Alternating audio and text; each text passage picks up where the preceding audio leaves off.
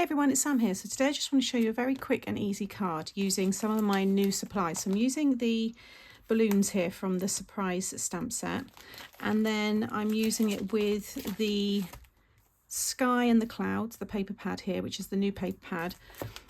I've taken the house from my occasions set, and then I've taken the Hey Neighbour from the Feeling Happy set. So I've prepared and coloured all the pieces here, and you can probably see already what my idea is.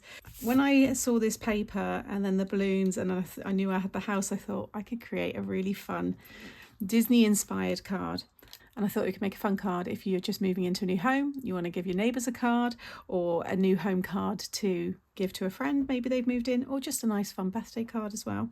So I thought I'd make this as a DL size. So this is 4 by 8. I've cut this down to 3 3/4 by 7 3/4. So I'm going to stick that one on top of there.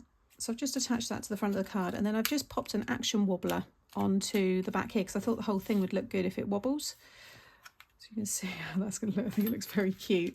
A little bit of glue just onto the top of the roof there. It's up to you how much you want to cover.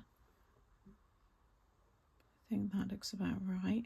And then there's adhesive on both sides, so just take the backing off there. There we go. Oh, I love that. And it just sits so nicely. And then I've just got the Hey Neighbour to go on the top, just backed it with a little bit of foam, but you could stick it directly on if you wanted to. Probably one of my quickest videos I've done in a while. I'll probably put a matte layer in there just to balance the weight out a little bit, but yeah, there you go. So just a fun idea using some of the new supplies mixed with some old, and I think it looks great against that lovely pattern paper. You'll be able to find links to the products that I've used in the description box below this video, and there'll be a playlist coming up now that you might want to watch next with some more card inspiration. See you all again soon. Bye.